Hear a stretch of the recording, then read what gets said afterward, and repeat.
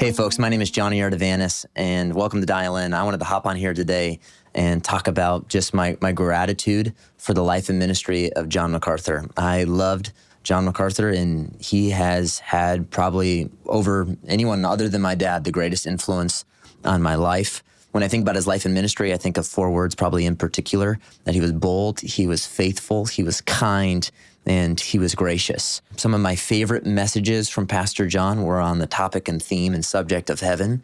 And it's amazing to think that as of yesterday, Pastor John's faith has become sight. Growing up, my mom used to refer to Pastor John as our spiritual grandfather, and that he was trusted and that he taught the Word of God. I knew his voice growing up my entire life. And just a little bit of context, both my grandparents came to know the Lord in the early 70s and shortly thereafter started attending Pastor John's church. My dad came to know the Lord sitting under Pastor John's teaching when my dad was 14 years old, and then later on was ordained by Pastor John, was installed by Pastor John at my dad's first church. I remember my dad used to have this suit in his closet, and he said, "This is the suit that Pastor John bought me," because J-Mac had found out that my dad only had one suit and would wear that suit all the time. And he said, "Scott, you need a nice suit." And he took him out and personally bought him a suit. I had seen him a few times growing up when he would come out and visit, and my parents would walk through some difficulty ministerially speaking. He would come out and encourage and challenge my parents and tell my dad to stay faithful and to press on. And anyways, I had known his family. John's son, Matt, is one of my dad's best friend and had been around him a little bit, but I grew closer with him really six-ish years ago. I went to Hume Lake in 2017 to work there at the camp, and during 2020, when COVID hit, I started this podcast. If you know the story, I was like shut down in my cabin. No one could do anything. It was like 15 days to slow the spread. And I started teaching through the Gospel of John on Dial In because there was nothing else to do. And I just wanted to kind of force myself to study. And after maybe a few of those episodes, I got a text from an unknown number that said, "Hey, Johnny, let's talk life and ministry." And I said, "Who's this?" And I got a response that said, "John MacArthur." And I thought someone was messing with me. Even though I had known him and I'm really good friends with his grandsons, it was definitely not I was not on a level where I expected him to text me. And I said, "Of course, would love that." And I said, he said, "Do you have any time to hop on the phone today at 3:00? I was just looking through my text messages with him yesterday, and we talked for an hour. And the next week he said, "Hey, would love to have you come down, drive down from Hume Lake to Santa Clarita. I'll spend the day with you." And I spent time with him. We drove around, we talked life and ministry. He asked me how I prepared sermons. And I said, "Listen, I want to be a preacher. Is this the okay way to do it?" And he was like, "Well, what's your process?" And we talked about that for a while, and he was really encouraging. I drove back up to Hume Lake. I kind of had driven down and then drove back up that same day. And then the next day he said, "Hey, I would love to spend more time." And he was always so kind and said, "I'm so sorry to even ask you to make the drive again, but would love to spend some more time together." And I was like, "Of course." And I drove back down, and that's when the conversation began about working at the Master's University. And he said, "Hey, would love for you to be here and for us to be able to spend some time together." And it was just a no-brainer. But I said, "Hey, listen, I still love camping ministry. I need to be around the lost, and I want to be in an evangelistic setting as well." And he said, "I would want that as well," because John had spent the summers in the 70s preaching at Hume Lake. And so he created a structure where I was able to come to Master's University during the school year, but then have the freedom to travel and preach and do camping ministry in the summer. And he said, "You need that. You need that." And he always encouraged me to be myself, because I even had disqualifying conversations about like, "Hey, I don't know if I'm buttoned up enough to be here." And he would be like, "Well, preach the word and be yourself." And he always encouraged me to not try to fit a certain mold. But anyways, when coming there, I was so grateful. And just a couple of highlights from my time with John. I was blown away by just how gracious he was with his time. There was a number of different moments where I'd be with him and he would just have a line of people, and you almost want to be like, "Hey guys, like he's got to get somewhere." But he would stand and greet people and shake their hand.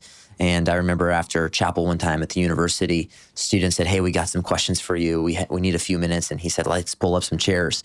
And I remember checking back in a few hours later, and he was just sitting in that circle, talking to them, answering their questions. I loved sitting with him at basketball games because people know him for his boldness in the pulpit, but he was also a competitor. He loved to win, and he would kind of give me elbows during the game and say, "This guy, he needs to drive the lane, or that's a horrible call," to the refs. And I love that side because as much as, one of the things that most people will say that know J-Mac is that he was down to earth. He was a normal guy. He was a jock. He was an athlete. And so he loved being at the athletic games. And that's often, some of the stuff that we would talk about. It wasn't just like life and ministry and preaching. It was, did you watch the game last night? And he was just a cool guy, but I was so greatly impacted by him. I remember asking him on one occasion, hey, should I go preach at this location? It's a little bit outside of maybe our vein. Would you be okay with this? And he was like, I don't care where you go, preach the word.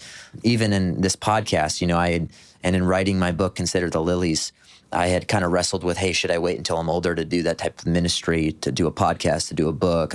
After all, I haven't been pastor for very long, but he encouraged me and said, do it now, press on. And Dial In wouldn't exist in the format that it does today outside of the encouragement and I would say the pressure from Pastor John. Those first videos that I recorded ever were with him, those interviews with him, and I just kind of inundated him with questions. He spent hours with me, and then he would help kind of broker the relationships. He said, you should get this guy and consolidate this content. So I was so grateful for that. I wrote down just a couple of the things, amongst other things. I know that after I film it, I'll be like, I missed this. But even when my daughter, Scotty Joan, was going through a tough time, he was always reaching out and asking me how she was doing and praying. I think even a couple friends have said, when I'm online right now, you just see different people saying, hey, when my wife was going through a difficult time, or when my mom was dying, the first person there at the hospital was Pastor John. He's known for his public persona, his preaching, but he was a true shepherd. And I just wanted to